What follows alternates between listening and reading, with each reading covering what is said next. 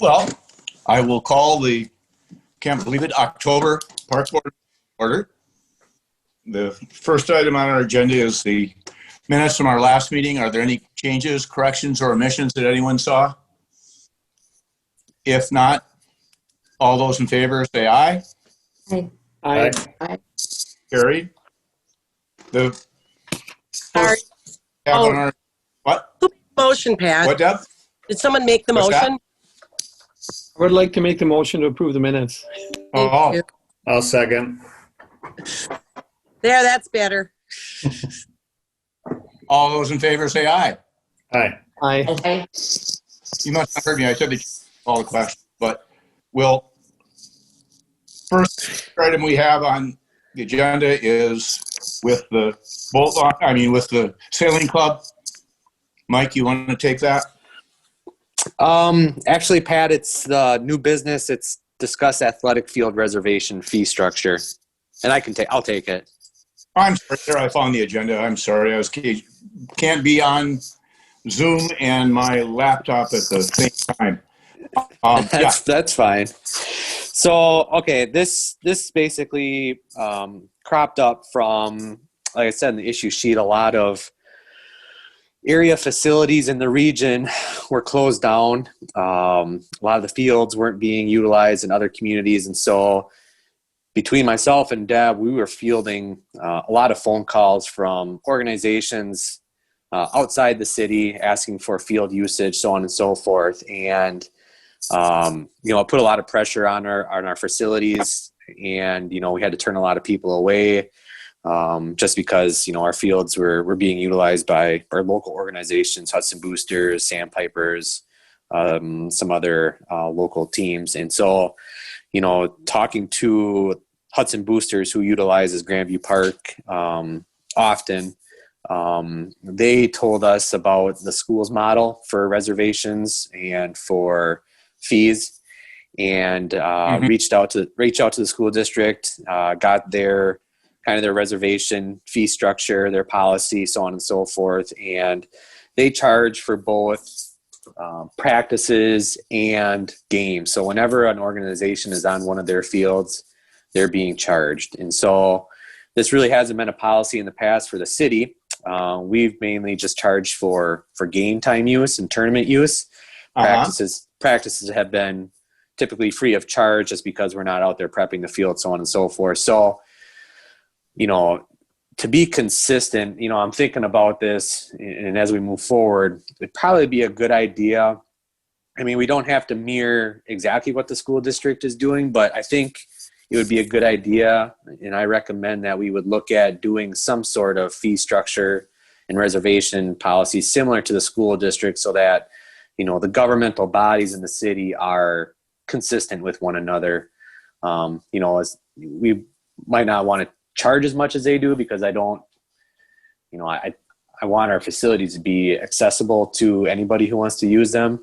But I think, mirroring, or at least trying to set priority levels. They have in your packet, they have, priority 2, priority 2, priority 3, priority 4, and they give different fees for each priority for using the field. So I guess I'm just bringing it forward to the park board tonight to see if this is something that you think would be worthwhile. I know from Deb and I's perspective as staff, it would make our job easier, and especially as our fields, there's more and more athletic teams, more and more youth are being involved in youth sports, and it's just, there's only so many fields to go around, and to have some sort of priority level so that we can, give field access to local groups over regional groups, so on and so forth. So I guess I'm opening up for discussion, and basically tonight, I'm not looking to pass anything. I'm just looking for park board feedback and whether or not you think this is a good idea, and just to direct staff to put together some sort of, field use agreement or field use fees similar to what the school district has. Well, I think since it's causing a problem for you guys, staff-wise, it means it's something that we should address and clear up so that it is not a problem for you guys. So to have a consistent policy makes sense. One of the things we'll have to take into account, though, is we have those organizations from the softball association, boosters and the like that take care and maintain those fields. That schools have that same kind of participation on their fields. But we can give that group of people who are putting in those kinds of times the tier 1 status, correct? And then other groups would be in 4 on down. But I think that makes, to have a policy to make it cleaner and easier for everyone. What's the general feeling of everyone else? Have you brought it up to the... I agree with that. Yeah. I do agree with that. I would question, like, would people, like the priority groups, would they have, is it first come, first serve? Would we give, like, what happens if somebody comes in and takes those fields earlier than people in Hudson? Is there, kind of timing of all of that? I would think that you'd want to give the people of Hudson a longer opportunity. And then if it's not used by the people of Hudson at a certain time, open it up to other people outside. That would be my recommendation. I think that would have to come into play, or it'd be a scheduling.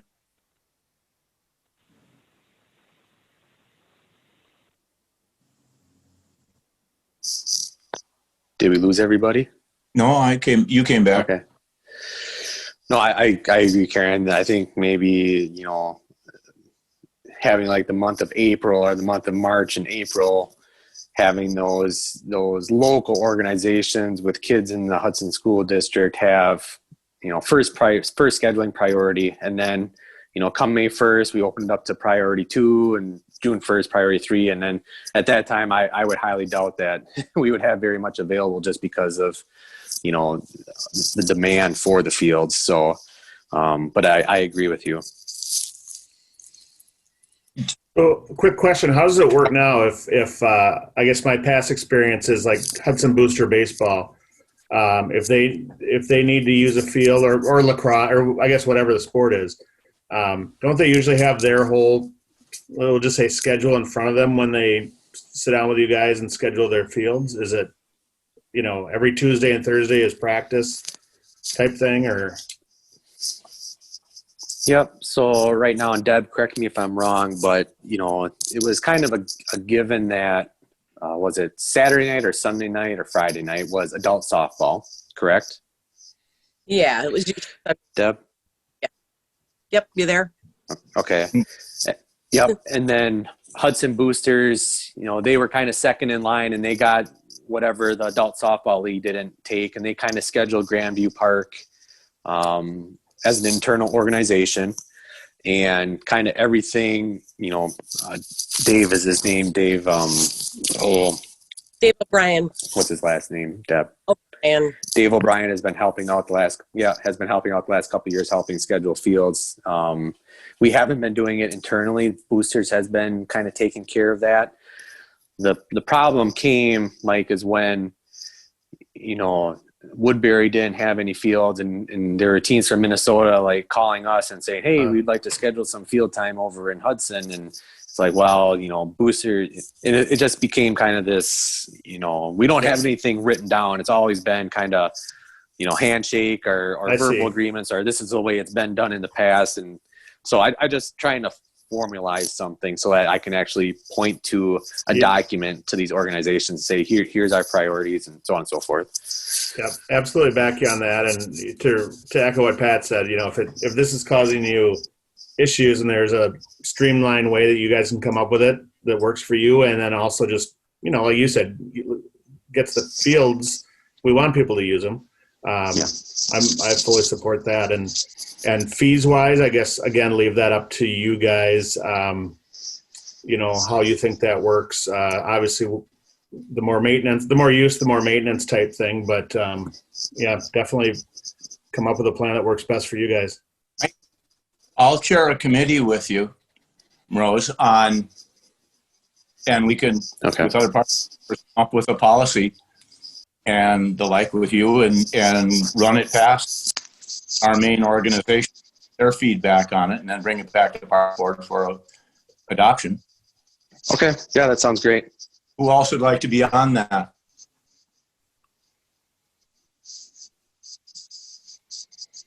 or even Pat, I can draft it and run it by you, and we can reach out to the organizations, just get their feedback, make some changes, and then maybe bring this back in either November or just, I mean, we don't have it's not a huge rush to get this passed ASAP. I mean, we have some time, but we'd like to get something in place by at least January, February, because fields will start to be scheduled in, March, April.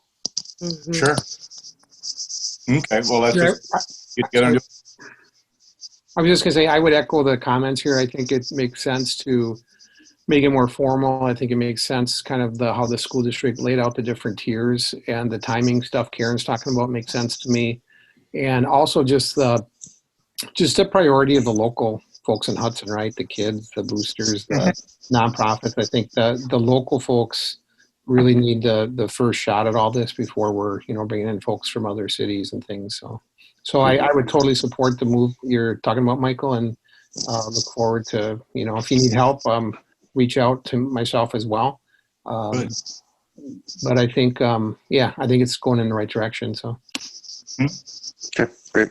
So I don't think we need a formal motion. I think just I got enough feedback from the board tonight to proceed and put something together, and we'll bring it back in the next couple of months for formal discussion and approval at that time. So thank you. Okay. Now, old business that I mistakenly brought up under new business is the discussion of possible action on our lease with the St. Croix Sailing School. It was in your packet. Mike, you want to take that? Yeah, so this was a tabled discussion from last meeting. So we have two separate agreements with the St. Croix Sailing School down in the Buckeye Garage area in Lakefront Park, otherwise known as Picnic Point. And Justin from the St. Croix Sailing School is here to answer any questions that you may have.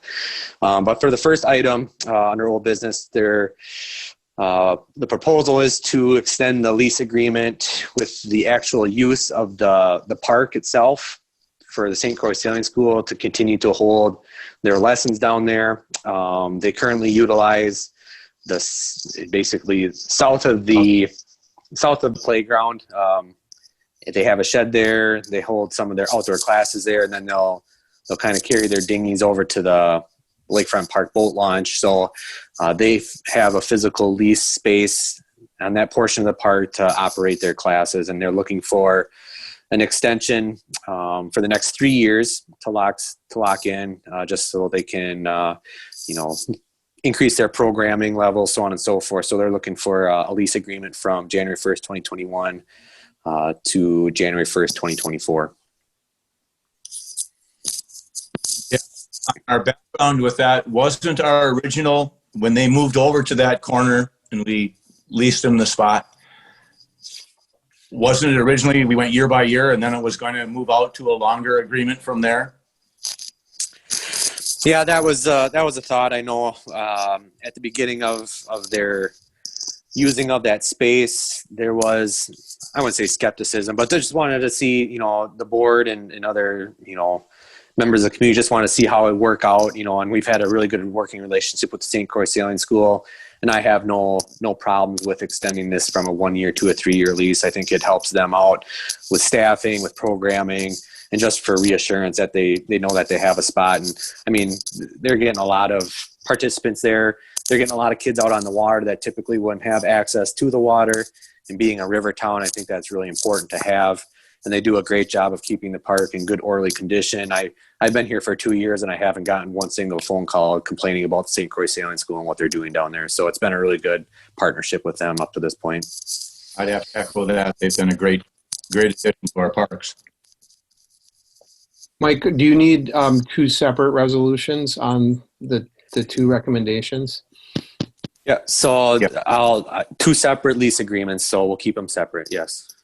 So I would move to approve the agreement with St. Croix Sailing School for the 3-year term for lease of land at 18 Buckeye Street, referred to Outlot 214 at a cost of $100 per month. I'll second it. It's been moved and seconded. Is there any further discussion or does anyone have any other questions about it?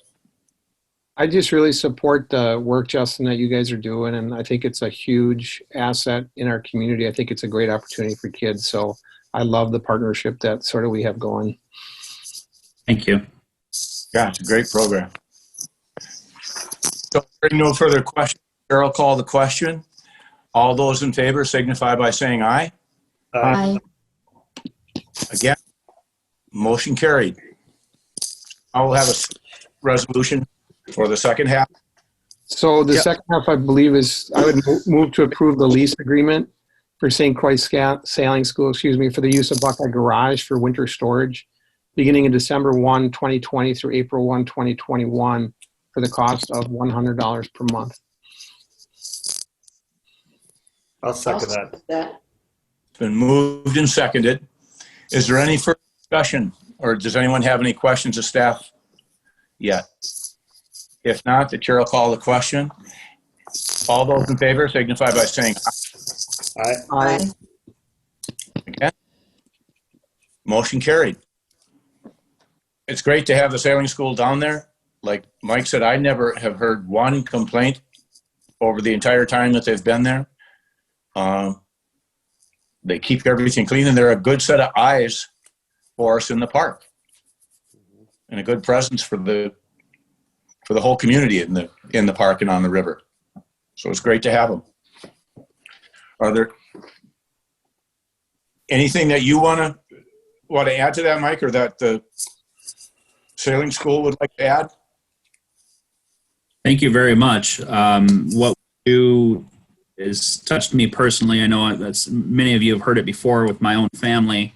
Getting kids on the water that don't have an opportunity.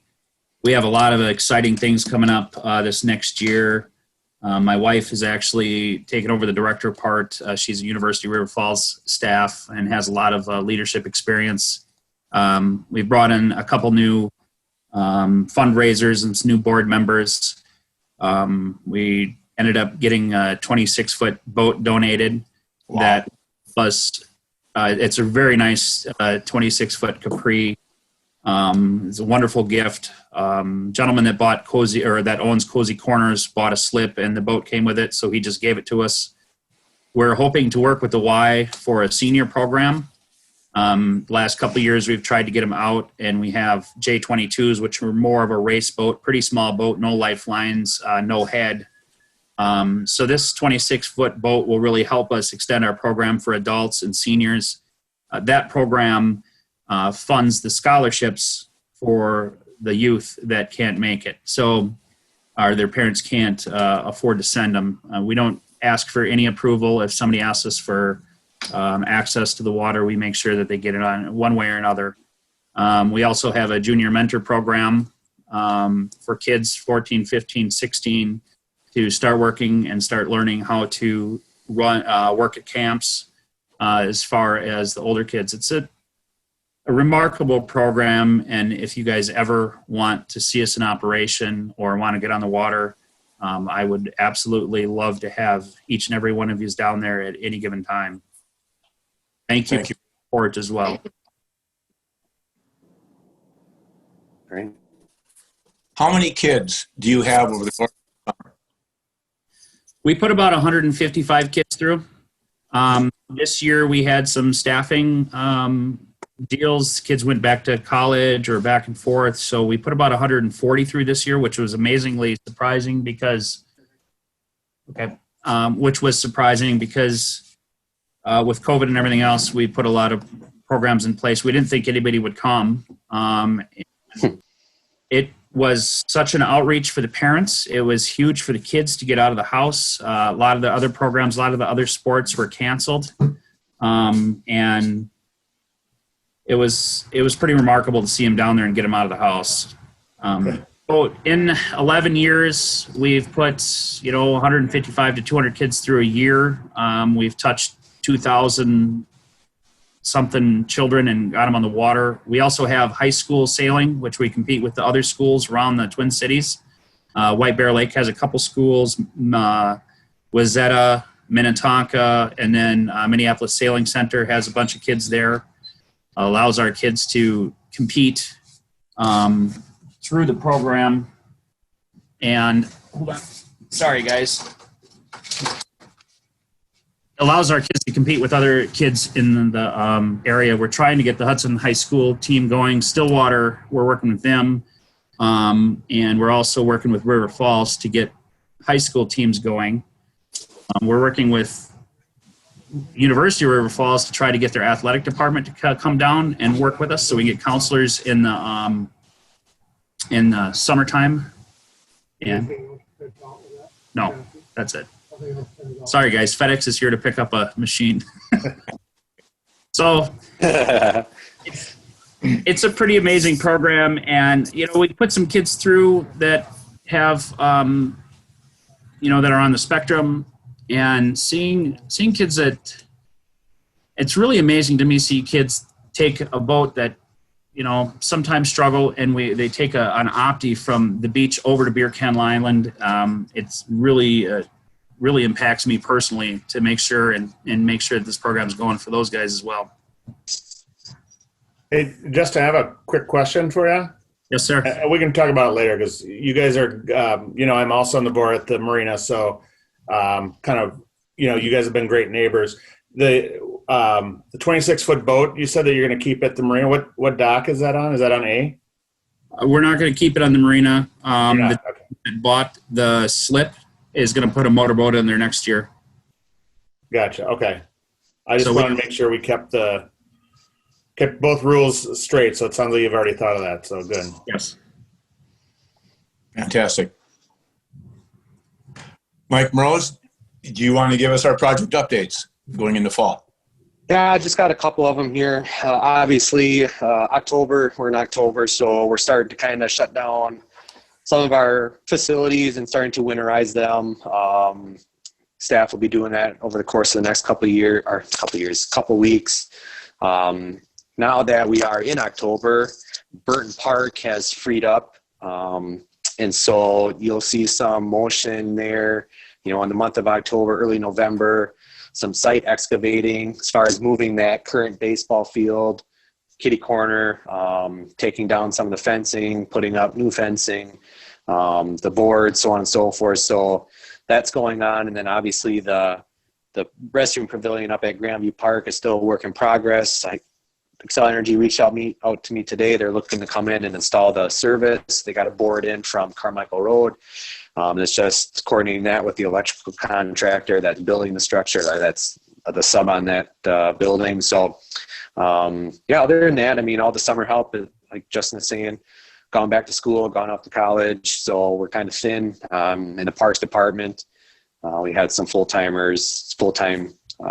public works employees helping out with some of the, you know, mulching of leaves and you know, kind of putting the parks to bed for the winter. So it's that kind of time of year we're just kind of wrapping things up here. So it's been a great season. A lot of people out in the parks this year with COVID. A lot of people utilizing, you know, lakefront parks. So Hudson's very lucky to have the amenities that we do and just taking good care of them. So thank you. So have Burton done in time to ice it?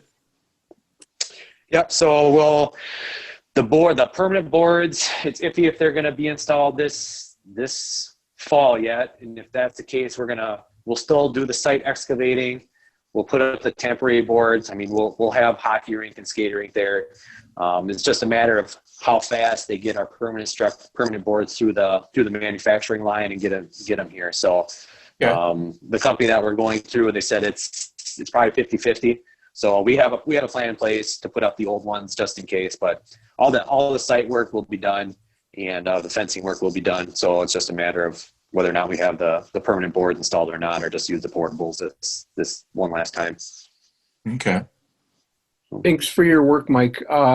Just clarification on Grandview, the pavilion. Are we thinking that spring it will be like open for rental? Is that kind of what we're shooting for? So spring, yep, it'll be open in spring. The structure itself will be built, all the plumbing installed, so on and so forth, this fall yet. Seeing that it's so late in the season, I'm probably not going to have them make it live or turn the water on for lack of a better term, just because we'd have to turn around and winterize it right away. So I'll probably just keep it dry over the wintertime, fire it up in the spring, make sure that all the, you know, connections are working, plumbing's working, so on and so forth, and then it'll be ready for use. So we'll have to have a discussion as a park board if that's a facility we want to rent out. We really haven't had that discussion, but we'll certainly have to have that discussion in the spring. Sounds good. It's coming along really quickly. It was fun to see the progress up there when I took a look at it a couple nights ago. So Yeah, great. Thank you. That's all I got, Pat. Okay. Anybody have anything for future agendas? No. Hearing none, is there a motion to adjourn? so moved to adjourn. 1 second. All those in favor, signify by saying aye. All right. Aye. Bye. Thank you, everyone, for your time in coming. Thanks, Mike and Good Deb. night, everyone. Night, everybody. Thanks, Mike. Thanks, Deb. Bye. Thanks, Pat. Bye. Good night. Bye.